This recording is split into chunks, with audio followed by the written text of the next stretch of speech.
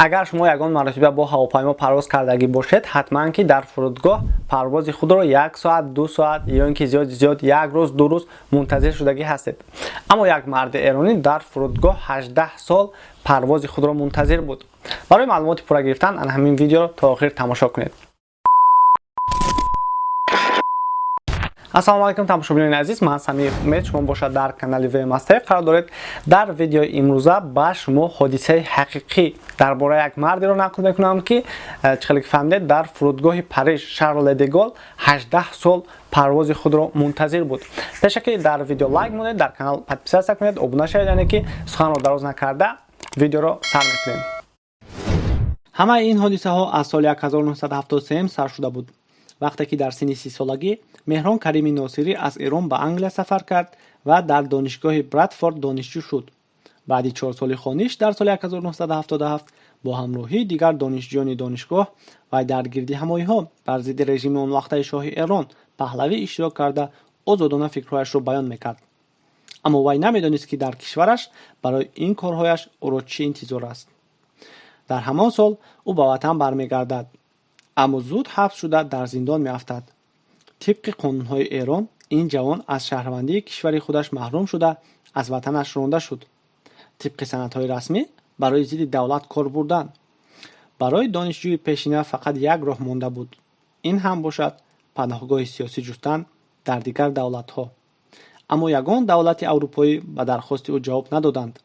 تنها بعد از 4 سال، سال 1981 با قرار کمیسری عالی سازمان ملل متحد یعنی آن اوید به کارهای گریزگان در بلژیم و مقام رسمی گریزه را گرفت. اکنون ناصری حقوق رسمی داشت تا که شهروندی یکی از کشورهای اروپا را گیرد و وی آن را در بلژیم گرفت. در سال 1986 ناصری از بلژیم می‌خواهد به انگلیس سفر کند، زیرا مادر حقیقیش در انگلیس بود و وی به پاریس می‌آید تا از آنجا به انگلیس پرواز کند.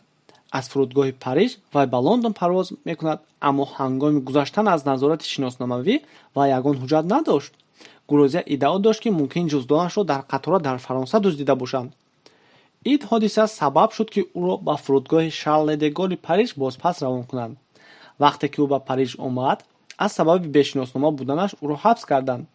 اما بعد حادثه را روشن کردند، او را آزاد کردند، اما او امکانیت فرودگاه پاریس را ترک کردن را نداشت. ناصری منتظر حل شدن کارهایش شده مجبور بود که در ایرپورت زندگی کند. در اول در مکدونالدز خوراک میخورد، در حاجتخانه ترمینال دسترو میشست، لباسهایش را باشد در خیمچیسکه. روزها و ماهها و سالها میگذشتند، اما کارهایش از یک جای به جای دیگر نمیجنبید. تغییرات ها تنها در سال 1990 سر شدند، وقتی که درباره آدمی 5 سال در فرودگاه زندگی میکردگی به حجت جامعه خبردار شد. بعد از این در ایرپورت گروه خبرنگاران از دیگر دولت‌ها می آمدند تا که از زبان خود ناصری درباره حادثه با او رخ داده فهمند. روزنامه‌ها و مجله‌ها پر از خبرها شده بودند درباره شخصی که گروگان فرودگاه شارل دگول شده بود. هیچ یک برنامه خبری در تلویزیون و رادیو به ذکر نام او نمی برآمد. آدمان خیرخواه به او خوراک‌ها و مجله‌ها می آوردند. یک امریکایی حتی $100 به او روان کرده بود و سردختور فرودگاه به او در گرفتن پول نقد کمک کرد. با شرافت اخبار عامه محض در همان سال یک حقوق شناس مشهور فرانسوی کریستیان بورژه به این کار توجه پیدا کرد و به بلژیم برای برقرار کردن حجت‌های گریزه سیاسی کریمی ناصری درخواست فرستاد. همان زمان وی برای گرفتن اجازه‌نامه زیست در فرانسه برای ناصری مشغول بود.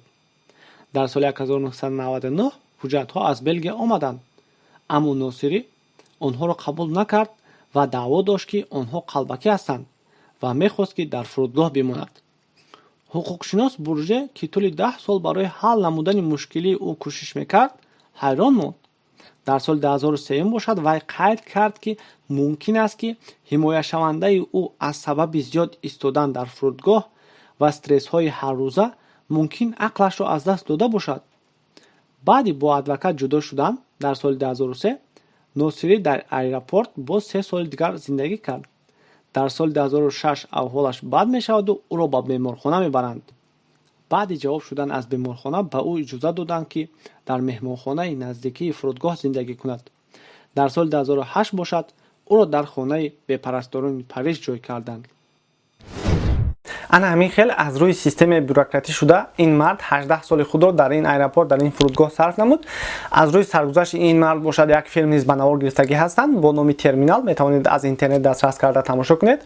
در اینجا باشد ویدیو امروز را به انجام میرسانیم. اگر ویدیو به شما پسند آمده باشد لایک کنید، در کانال پادپیسه کنید، انتظار باشید در آینده ان همین خیلی ویدیوها را. طول این چند مدت با شما بودم. من سمیر احمد. به همه برای کار در پناه الله باشید. خیر تا بازدید.